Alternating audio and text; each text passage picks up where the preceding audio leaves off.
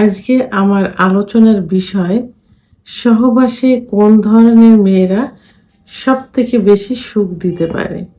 রমজানুল মোবারক। আসসালামু আলাইকুম। আমি প্রভাষক ডাক্তার রিক্তা পারভিন, হোমিওপ্যাথি এবং আয়ুর্বেদিক চিকিৎসক। অনেক পুরুষের প্রশ্ন থাকে যে সহবাসে কোন ধরনের মেয়েরা সুখ দিতে পারে, বিশেষ করে যারা অবিবাহিত বিয়ে করতে চাচ্ছেন তাদের এই প্রশ্ন বেশি থেকে থাকে। আবার যারা সংসার জীবনে আছে বাট সুখী হোক আর অসুখী হোক তারা স্যাটিসফাই না, এ ধরনের পুরুষরাও কিন্তু অনেক সময় প্রশ্ন করে যে সংসার জীবনে সুখী হতে পারলাম না, আসলে কোন ধরনের মেয়ে বিয়ে করলে সুখী হতে পারতাম।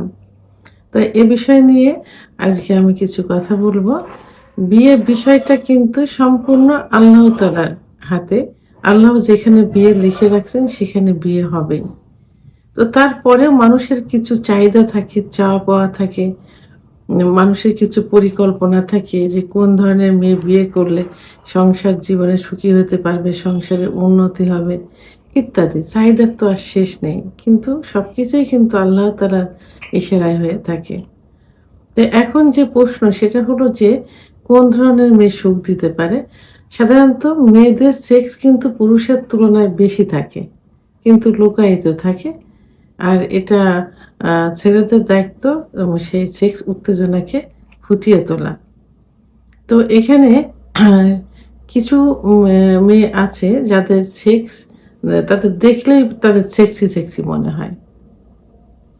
তো এখানে যাদের বডি স্ট্রাকচারটা অত্যন্ত আকর্ষণীয়, সাধারণত আহ, একদম মোটা না, একদম চিকন না, মাঝারি সাইজের যে মেয়েগুলো আছে তাদের বডি স্ট্রাকচারটা কিন্তু একটু আকর্ষণীয় হয়ে থাকে।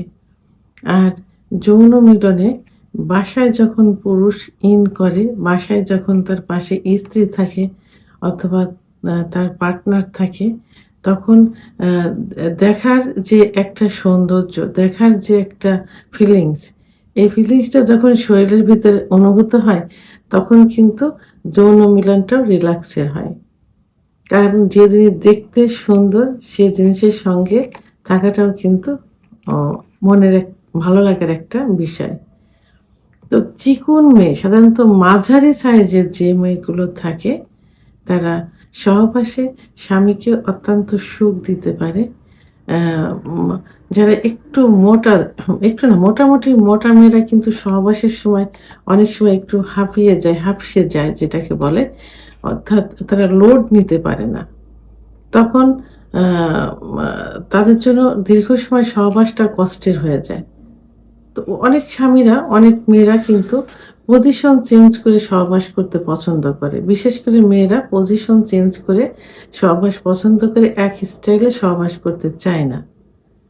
তো এই ভিত্তিতে যখন স্বামী বেডের উপর শায়িত থাকে, মেয়ে উপরে যখন সহবাসে লিপ্ত হয় স্বামীর সঙ্গে, তখন মাঝারি এ মেয়ে যারা একদম চিকন না, মোটা না, সেই মেয়েরা দীর্ঘ সময় সহবাসে লিপ্ত থাকতে পারে এবং খুব সুন্দরভাবে সহবাস চালিয়ে যেতে পারে।